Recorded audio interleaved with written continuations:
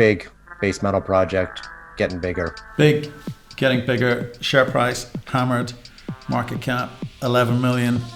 I think we're one of the best, if not the best, zinc projects out there, and certainly aggressively priced. You've got some pretty big numbers in there. You talk about, one of the largest deposits in the world. You've talked about $100 million having been spent on this thing. You've got a lot of information about what you have there, but it all counts for a naught in a market like this. So what's in your head in terms of the monetization event? Hello and welcome to Crux Investor. First of all, thanks so much for watching this video. If you like it, please give us a thumbs up. And if you wouldn't mind leaving your comments down below, that'd be really useful. It helps us understand what you're thinking, what questions you're asking, so generally what the market wants. Also, if you haven't already done so, and if you haven't done so, I really mean this, please click the subscription button in the corner to subscribe to our YouTube channel. And for more videos like this, click the notification bell.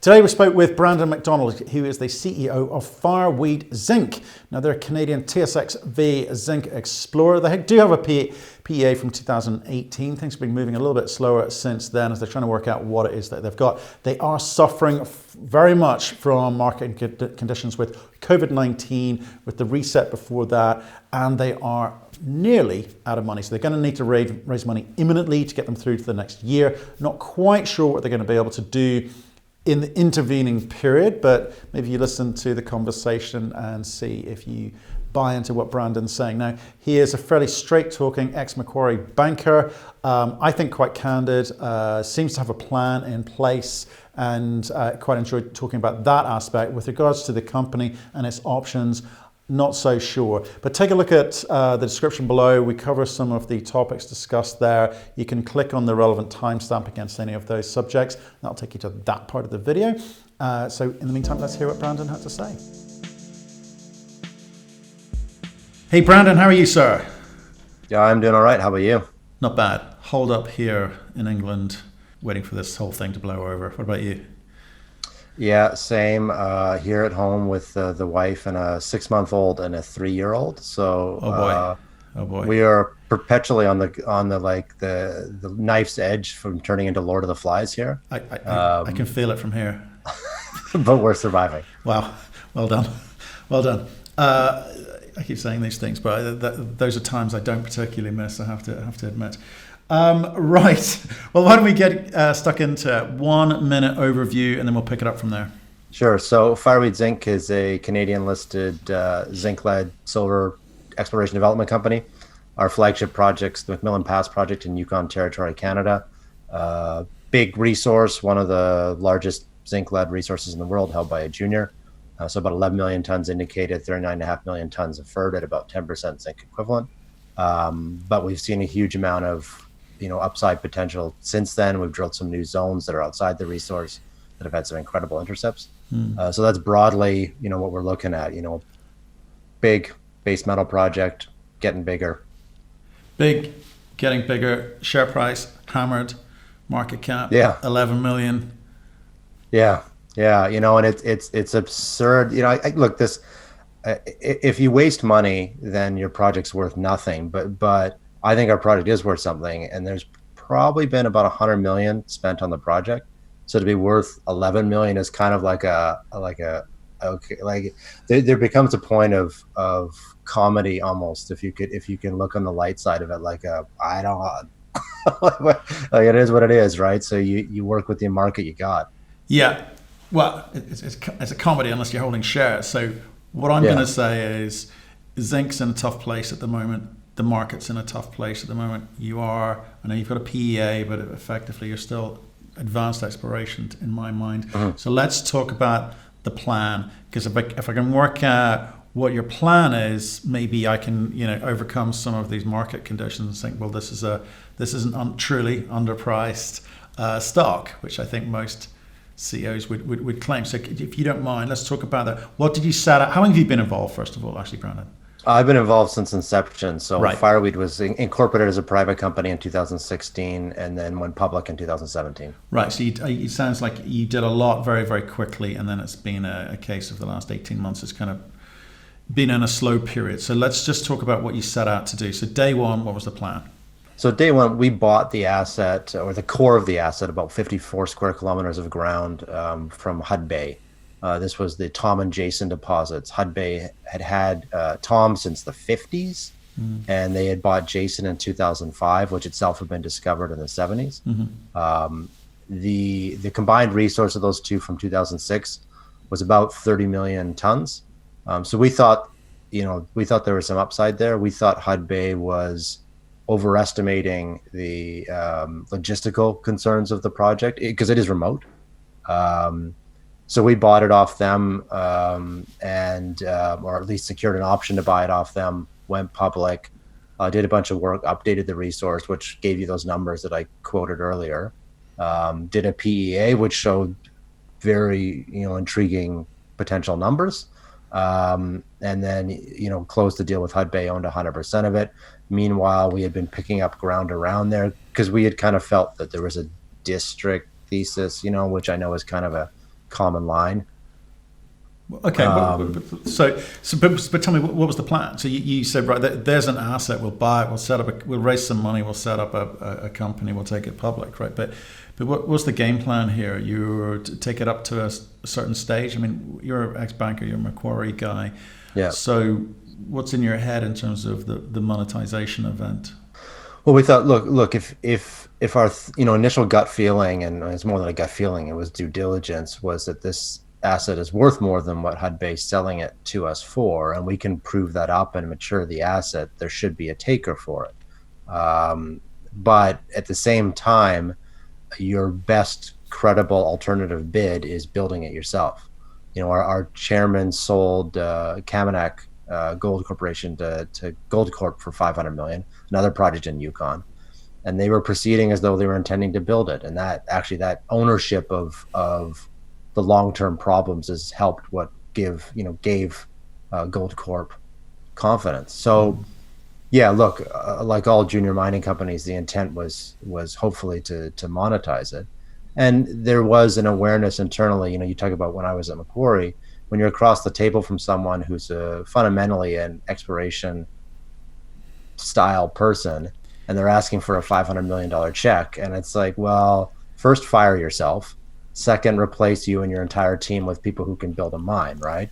So I've known that if this becomes a mine as Fireweed, it's possible that I'm still CEO, but I would certainly need an absolute rock star, credible COO to back me, right? Right. Okay. So you're realistic. Okay. Yeah. I like that. I like that. So let's come back to where you are today. Can we talk through some numbers first of all? You bought this thing. So how much? Give me some of those numbers. What have you paid? What have you spent? So we gave Hudbay $1 million in cash, and then 15% of the company on a fully diluted basis when we completed the earn-in, which was 2018. And there was a modest work commitment, about $1.5 million to get to that point as well.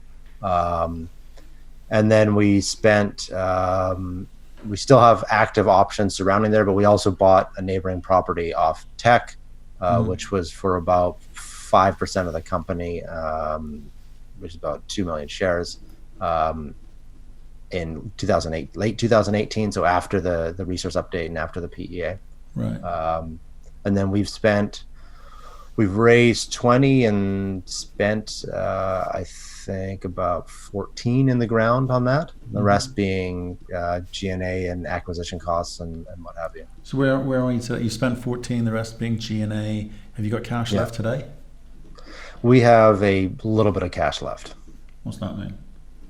That means not much. Okay. That means cool. Hundreds of thousands. Okay. So obviously at today's share price, it's either going to be an expensive raise or a small raise, or hunker down. What are you opting for? Look, it's probably going to be a small raise. Look, you could say, well, look, I could dilute the snot out of myself and try to force this in these markets. I don't know that if I was willing to do that dilution, and look, there's an argument for it sometimes. If I was willing to do it, I don't know if the capital's available. Like at 83 cents zinc, I don't have a long line of people willing to write me a check, even at these price levels. That's just the reality of it, right? It's just not there in the public markets.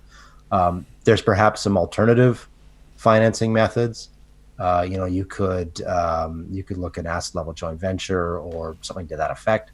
But first is to get money in the bank so that you kind of got that monkey off your back and you've got business continuity for at least another year, because we don't know, like with the COVID-19 situation right now, you've got, when you fly into Yukon territory, you've got to isolate for 2 weeks. So you can't do a rota in a mining camp where people come from home, arrive in Yukon, wait for 2 weeks, and then go into camp. Like it just doesn't work, right? So I'm hoping there's resolution to that before summer. But anyway, so I'm rambling. But the point is that we're just going to raise a little bit. We're going to see how the coronavirus situation plays out. See what appetite there might be for a bigger raise or deal, as we go down this year. I wouldn't say it's rambling. I'd say you've laid out a whole bunch of the options, the sorts of things which are on the table at a board meeting where you go, well, what can we do? What are we looking at here, guys? And I actually appreciate that insight. And look, if I just may, like in a market like this, you got to look at every tool in your toolbox. And there's some that you might just, like, your gut instinct is like, this is not the right time to sell a royalty or whatever, right? It's like, but take a look, right? Like, take a look, it doesn't kill you to run some rough numbers, right? And every decision in a market like this is varying degrees of uncomfortable. So you have to pick the one that you can deal with the easiest, or that you're most comfortable in being uncomfortable. The best of a bad lot, I think we say over here in the UK. Okay, so you're looking for a bit of cash, get you through to the end of the year, see what happens, what manifests out of COVID, out of whatever this economic position we find ourselves in. I think people are a bit nervous about that looming as well. And again, being realistic, because you've got some pretty big numbers in there. You talk about one of the largest deposits in the world. You've talked about $100 million having been spent on this thing. 14 million of it by yourself. So you've got a lot of information about what you have there, but it all counts for a naught in a market like this. So what would you say to existing shareholders? Like, it is what it is. I think you've been quite honest today. But we just got to sit back and wait for this thing to come good. But don't worry, the scale of this thing makes it interesting to who? Yeah, look, prior to, I guess, with our 2018 PEA, I thought this is a very chunky, healthy project for a mid-tier, is where my thoughts were at. And, we knew that mid-tiers need immediacy, so they need the project to be slightly more closer to shovel ready than it is now. So look, I would say to investors, look, we're going to have to advance this thing a bit more. That might not happen this year. We're going to unfortunately lose a year. Unless there's an economic miracle, or unless I can pull an incredible deal out. But there is tremendous value there. And this has to be part of the portfolio that you park away, and it's not part of your trading portfolio. You cannot, trade our stock right now. It has to be one for your long-term, thesis. Yeah. So if I look at the shares out, fully diluted, nearest down at 45 million shares at the moment, you are going to have to spend how much to actually get this forward to that point where you can interest a mid-tier to at least come along and have a conversation about partnering or stepping in some way? Yeah, I think the extension of that statement was that, the new kind of rediscovery we made on the ground that we picked up off tech suggests that there may be major scale size there. So we're kind of got two hats on, and I don't want to kind of avoid your question, but let me finish this first. So we're kind of marketing to two different types of miners at once, which is to say the fallback is that the project looks great for a mid-tier. But if this new Western zone manifests the level we think it is, then this is fundamentally a major scale project. So that kind of has our strategy bifurcated in that it's like, do we concentrate on de-risking what we have? Do we concentrate on risky exploration, which is cheaper and could provide more value, but also is more of a dice roll, right? So we know, like, basis on the 2018 PEA, it would probably cost me 50 million to get it to fully shovel ready. Right. So that's an eye-watering figure when your market cap is 11 million, right, or 12 million, or whatever we're at, and that's the challenge. So there, like I said, there's multiple ways to skin that cap, but it's apparent with our current valuation that even if the funds were available, which I maintain they may not be, is this something we want to try to do? Do we really want to get into, a plethora of infill drilling with a valuation like this? Well, I mean, it's tough. I mean, how could you even? Let's say things do recover and you do get back to the sort of market caps you would have seen. Let's say, halfway through 2018, it's still expensive. But at that point, you think that the point you're asking for that sort of money, are you going to know enough about what it is that you've got to be able to say, we think we can get a little bit of debt in this? I mean, I'm struggling to see how you would. It's all dilution, isn't it? No, well, yeah, I guess it would be pretty much all dilution. And I mean, I guess the simple math is, if you take the 2018 PEA at face value, and there's lots of discussions to have, we can get into it later, whether you think my assumptions were aggressive or conservative or whatever, or whether there's upside or not. But let's just say that the bankable feasibility study, and it's a Kraken bankable feasibility study, comes out with exactly the same numbers. Everyone agrees they're credible. So there's a $450 million NPV after tax, and the project is shovel ready. So I've spent that 50 million to get it shovel ready. Like, if you got a check to build it, we can build it. As a function of that NPV, a completely shovel ready project, should be 0.7 to 1 times that NPV, right? That's typically, if it's ready to go, what they transact for. And I'm assuming, again, we have a healthy market by then. Huge amount of assumptions here, but I'm trying to build out a case for this. So completely shovel ready, the project is worth somewhere between 350 to 450 million Canadian. We're currently worth 11. So the idea is 11 plus 50 and years is 350 to 450, right? So you've got room for lots of dilution and still to see upside, but obviously the less upside or the less dilution, the more you're going to get. And that's a fundamental truism of this game, right? So that's what I've been telling people, and it's like to blow our cap structure up now rather than just wait a year kind of really hurts that upside, because your EV ends up the same, but your EV per share is dramatically reduced. Yeah, no, I appreciate the difficulty you're in. You're not the only one. There's lots of companies who didn't raise soon enough are feeling the pressure now, right? I think some of the people who raised money at quite dilutive rates before Christmas, or even just immediately after Christmas, they got an absolute beating by shareholders, are now looking quite smart in hindsight. Well, but hindsight's a beautiful thing, right? And so's luck.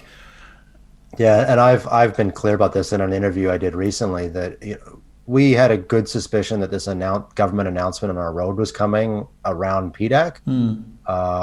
And that was part of what drove us to delay a financing from January to March. Well, we look like idiots now, right? I guess if you assume that I could have possibly seen this coming, obviously having done it in January, I was concerned that because we had an inkling this might be happening, if we did a raise in January and then we get this massive transformative announcement, from government funding on the road coming out a month later, everyone's going to say, you knew this, you gave this cheap financing to your buddies, right? So it was kind of just like let's just get it out there. And there was other reasons one of our shareholders wasn't ready, but it's like, okay, let's wait. And now, of course, everything's, we're in a global pandemic. You and I are working from home, and my share price is cratered, right? So, yeah, hindsight. Beautiful. Love it. Yeah, beautiful. Yeah. So let's talk about the things you can control. Okay, so I'd like to understand Since the PEA, which was like announced May 2018, right? Since then, till now, you've spent a chunk of change. What do you think you've achieved? And again, with that lovely thing, hindsight, what would you have done differently? Yeah, 2018, the summer of 2018, after the PEA, we did a pretty big program. We spent about $7.5 million on site. It was mostly step out drilling. We were trying to incrementally increase the resource, particularly with a focus on high grade areas. And although it wasn't always a kind of myopic session on high grade, we termed it engineering led exploration, which is to say that look, if you can add high grade at depth that is not going to appear until year 18, it's not really moving the needle, right? So 2018 and 2019, we chased some high grade step outs. We also started chasing some significantly lower grade stuff that was open pittable. So that was part of it. A lot of our 2018 drilling as well was answering geotechnical and geochemical questions around assumptions we had made in the PEA. It was a 3-year open pit transitioning to 16 years underground. But we were really constrained on that 3 years because of the pit slope angle and the assumption that 100% of our waste rock was going to be acid generating. So we want to say, okay, well, is that a fair pit wall angle? Could we be more aggressive? Let's get some geotechnical information out of the pit walls. Is that a fair geochemical assumption that 100% of our waste rock is acid generating? It turns out from the drilling we've done, we think we can be a little more aggressive with both. In fact, it's significantly less than 100% of the waste rock could be acid generating, which really helps you build your pit. So there was a lot of questions like that, which when you have that, I guess when we had that hat on of look, someone wants this. These are the questions that a mid-tier or major are going to ask, right? Because these are fundamental buildability questions, right? But it's like you don't release, Fireweed announces 100 meters of non-acid generating rock from surface, right? Like nobody gets excited by that. Hindsight maybe more sizzle, but would have made sense. But that's so cynical too. I don't know. Like we were. Go ahead. No, I was going to say, but there is a kind of, I guess, a secret sauce to this.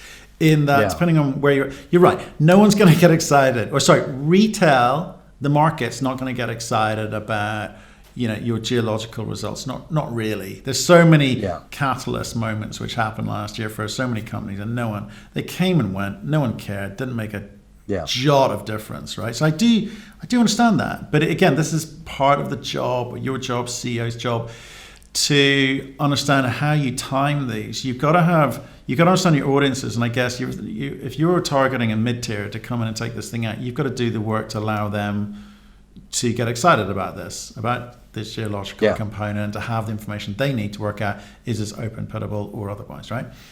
Yeah. But you've also got market conditions where you're running out of cash, so you got to keep the market pepped up and excited about this. So you do have to create things, and someone come along. Sorry. I got to get this right. The Yukon government agreeing to spend $71 million on upgrades to a road. It's like, that's not that exciting. Other than, okay, I got the infrastructure and access to site. Because I guess you thought it was perceived that access was a big problem. So that's waiting for a big announcement. But again, most cases, do they? Well, we had actually a lot of people did care about that because we were kind of maybe architects of our own misfortune there, because we when we did the PEA, there's an existing road to the project. This is called the Canal Road. It was built during the Second World War.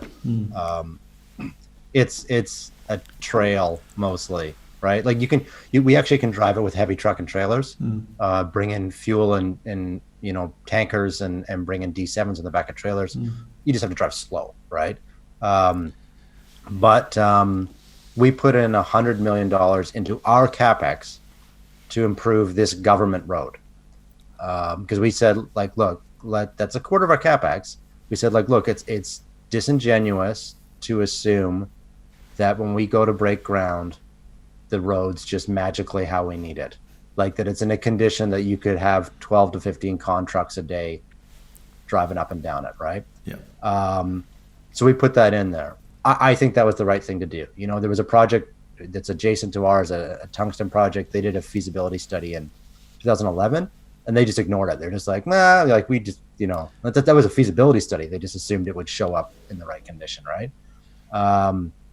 So, and then I kept saying, you know, in our presentations, you can see in our presentations, I don't know if it's in the new one, but some of the older ones, like there's a picture of Premier Silver from Yukon and Prime Minister Justin Trudeau making this announcement on infrastructure funds from Yukon. And I'm saying, like, look, we think that this should qualify for government infrastructure funds because this scratches the exact itches that they want to see scratched for these types of funds, right?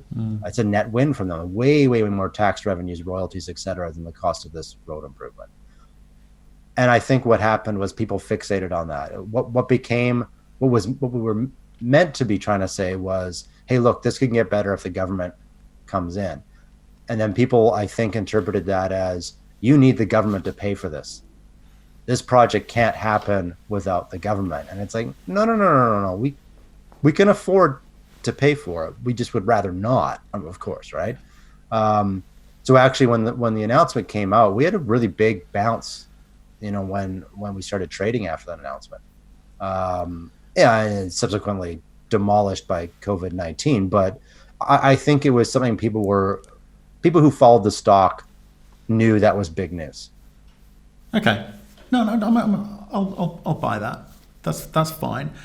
But you do get my point with regards to how you need to manage message in the market, because like even the 6 months prior to that, the news was, I mean, dry. Let's call it dry.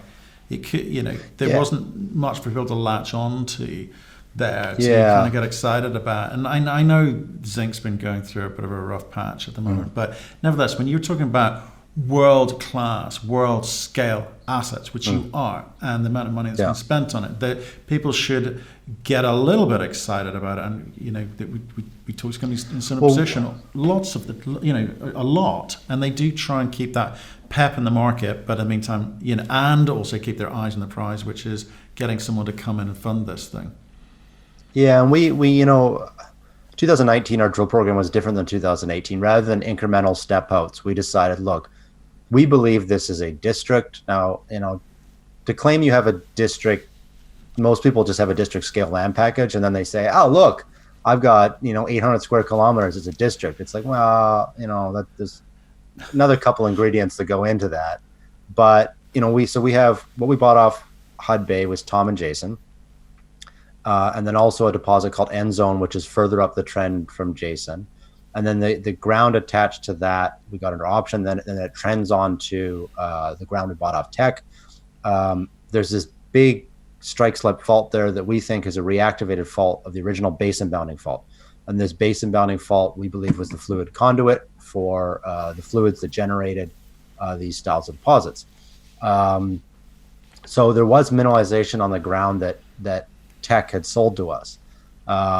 Quite a bit. It was just very low grade, right? So it was like massive intersections, 200 to 300 meters of 2 to 2.5% zinc, right? So it's like, okay, that's a lot of zinc, but that's a tough grade to make a go of. So 2019, we did some ore sorting testing on it because we're like, well, look, it looks like it's low strip, so the mining cost is going to be manageable. Unlike Tom and Jason, which are classic SEDEX, you know, you get your very fine banded, but it's just so, you're not going to sort it. It just, your gang mineral is barite, so there's no density contrast and there's no internal spaces, so it's just not sortable. Boundary zone is not SEDEX. It's like a hydrothermal sphalerite veining, vein breccias, matrix infill, and then sometimes like these big, you know, blowout veins and stuff like that. So we're like, yeah, look, so this, although it's 250 meters of 2.5%, it's more like 80 meters of 5% chopped up. So the ore sorting tests were like very encouraging, very encouraging. So well, give us those numbers. It was, I mean, theoretically, this is rejecting or excluding the fines, which we don't know a lot about. You've got 70% rejection and only 15% zinc loss. So you're basically, you know, massive upgrade. Now that gets probably pulled down quite a bit because your fines would go to the processing plant. So until you know what grade your fines are. You don't really know what the final recovery and mass pull is. We wanted to do a scaled up study to actually figure that out.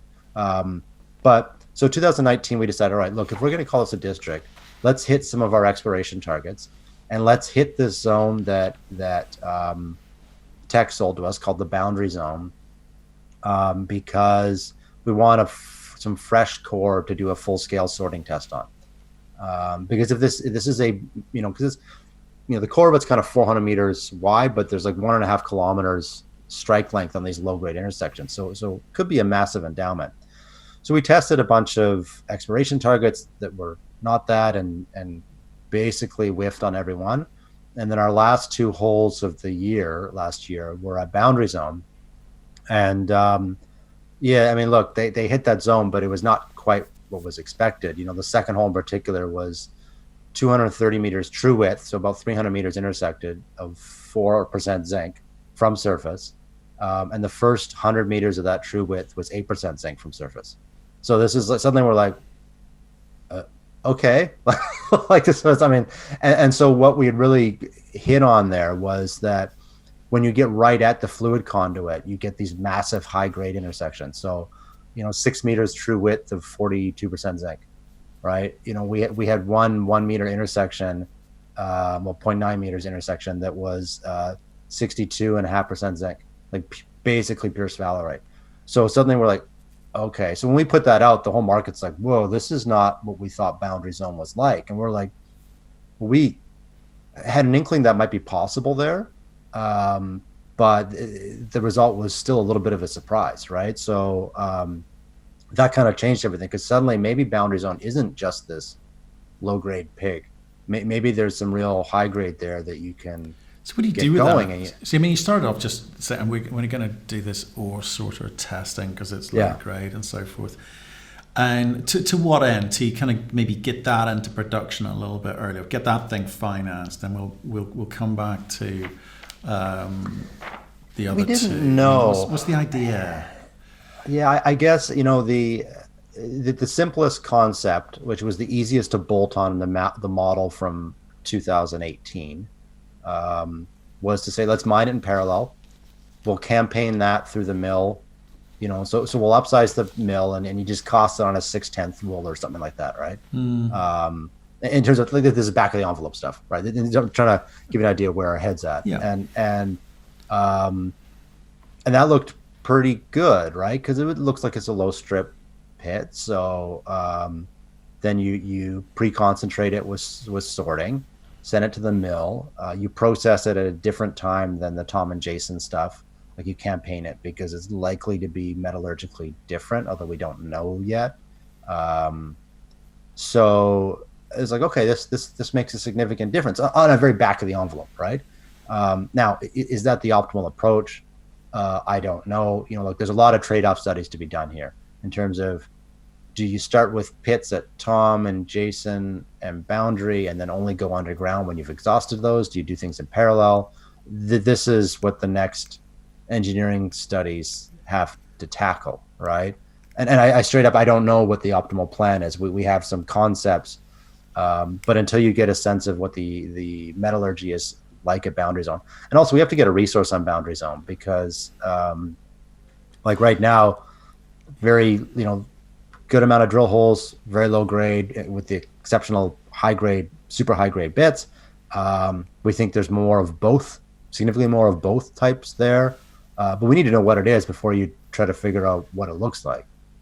Well, it's also, you also need to do that because you need to be able to tell people what you're going to be doing. What is the model? Do we start at Boundary Zone because we think we've got the way to monetize this, which may be able, one, it's low capex, maybe, right? Yeah. The recovery is quite good. We hope.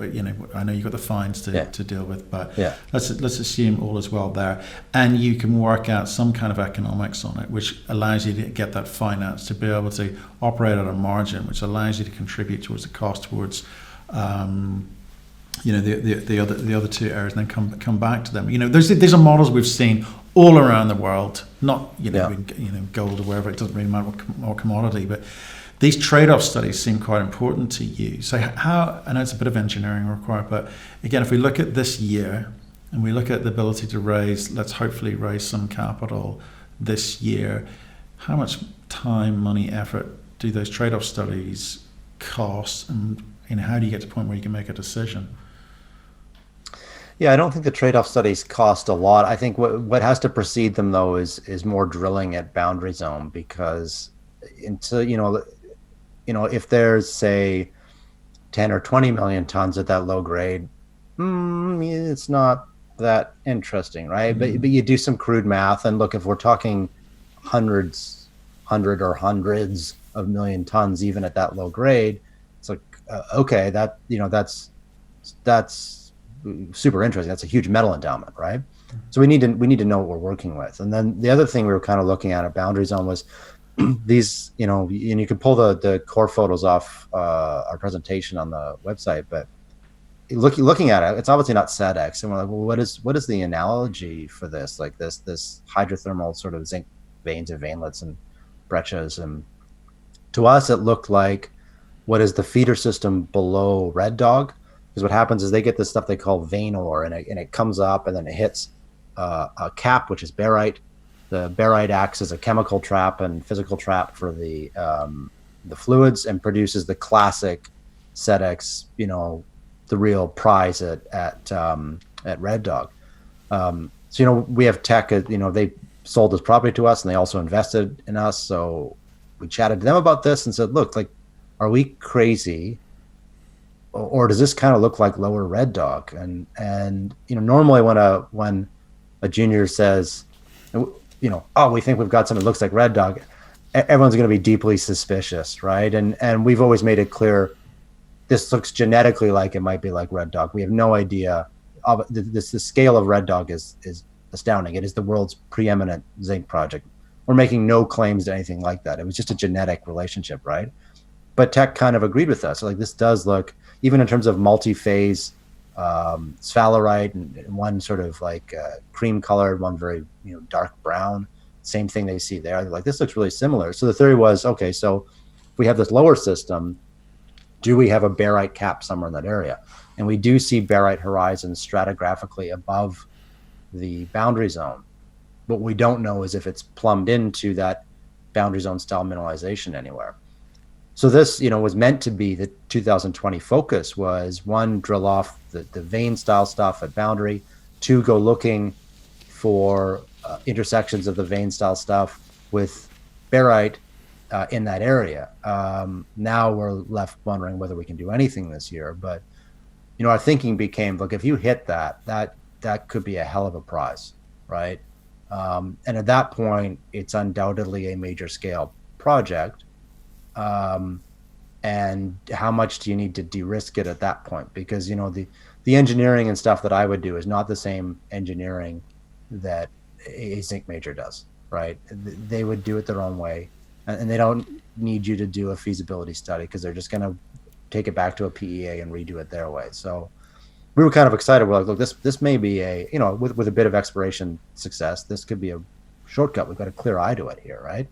And then the markets happen. So, well, back to that. Yeah. The market has happened. So the reality is, this year is get enough money to kind of keep things ticking over, wait for change.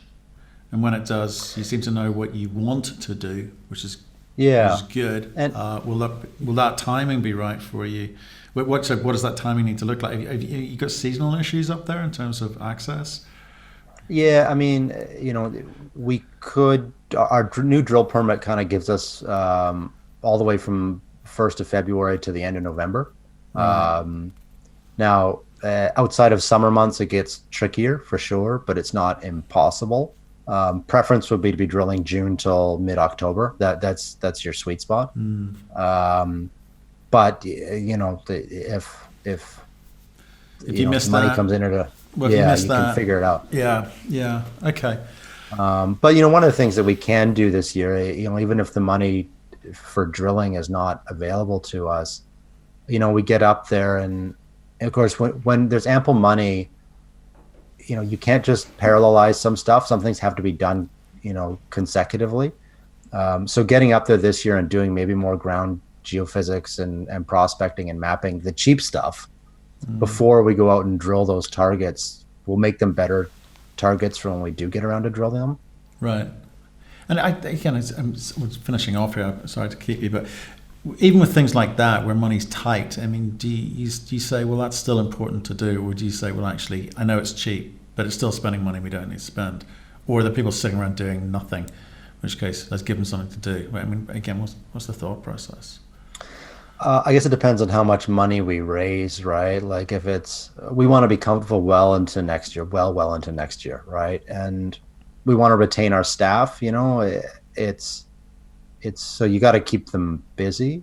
I think that's a major risk that perhaps not everyone realizes, in a junior mining company.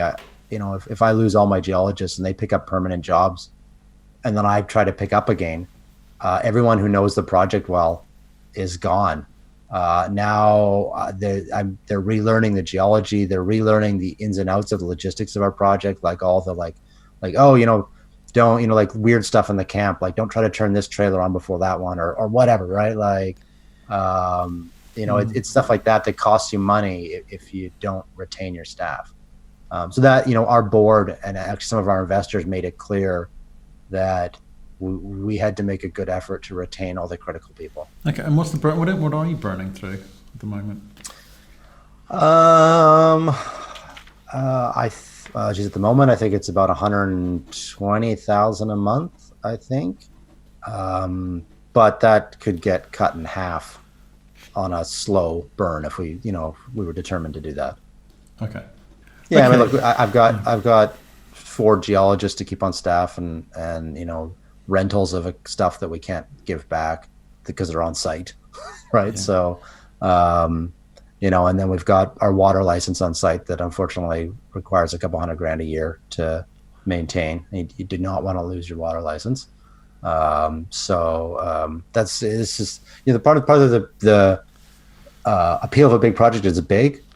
Part of the downside of a big project is that the holding cost is non-trivial, right? Yeah, but are you having conversations with any other groups who may be looking at you, or that you met at these trade shows, conferences, or that you may have known from a previous life, thinking, well, maybe we want a piece of this, and maybe now's the time to step in here with a little bit of cash and take a piece of this company because it's got potential. Yeah. I mean, it's got potential. I think we're having a conversation about a company which has got a lot of potential, but timing's everything, right? So any of those conversations happening?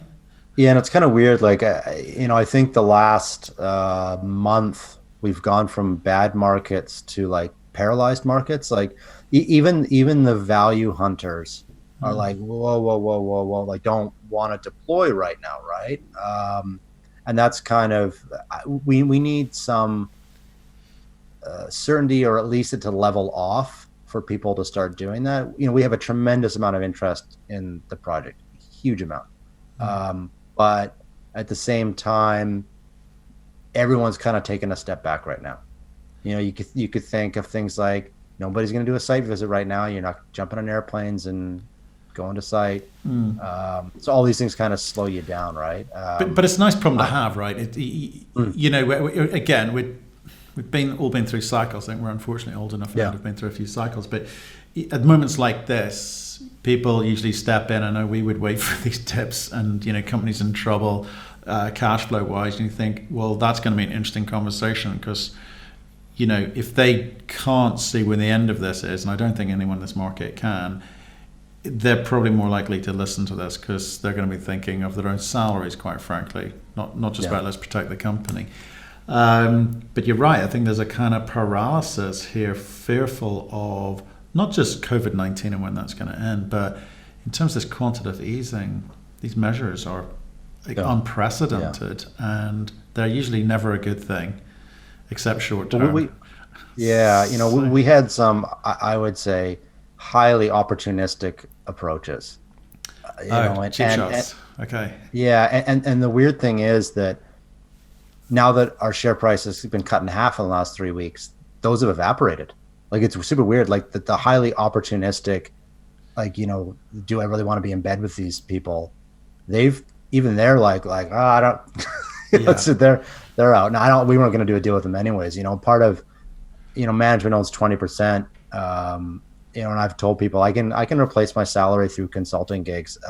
I cannot replace my ownership in this company if I dilute the hell out of it. Right. So it's, I got to protect that. But there comes a point. Luckily, Yeah. you're not at it. You don't think.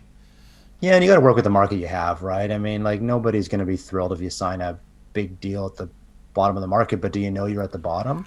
And is it a fair deal? Like, do you think it adds value to investors? I mean, these are all the questions, right? And I think that you'll only know in hindsight, and even then, you'll never know how the other strategy would have worked out. So people will assume that the alternative strategy would have worked perfectly, but it's like, would it have, right? Like, so. Yeah, I know. It's a tough one. I think I don't know about you, I've certainly been on both sides of that one. Where in hindsight, it was that the best deal's the deal on the table at the time. Yeah. But you've got to wait till you're desperate. There are no other options, and then the fact that you can get a deal done, it's smart. And the same, we've come full circle in this conversation where we talked about shareholders being upset about a couple of companies we've interviewed recently for raising money at the beginning of this year, which now looks like genius by comparison. So, Brandon, thanks for running us through that. It's the first time I've heard that story. I do appreciate your candor and the position as you've explained it. Clearly, you've got something there, but you need to spend a chunk of change to kind of get it to the point where you think you can talk meaningfully to a mid-tier. So it's a case of markets recovering, zinc recovering, and hopefully people can get interested in this story and feel there's a deal to be had. Yeah, and that's what I like. What I said very near the beginning is, if there's a part of your portfolio you want to park for a couple of years, and you feel like the base metal market's going to come back. Yeah, I think we're one of the best, if not the best, zinc projects out there, and certainly aggressively priced, right? I just can't promise that this is a 6 to 12 month investment, right? Perfect, but at least 24, right? Perfect. At least people, at least being again frank and honest about where this sits and how to people position this in their portfolio. I think we've seen a lot of interest in base metals this year. I think that's going to be the big one, along with gold. So. Good luck with your project. Stay in touch. Thank you very much. Anything happens, anything moves, pick up that phone and let us know, okay? Yeah, will do. Thank you very much.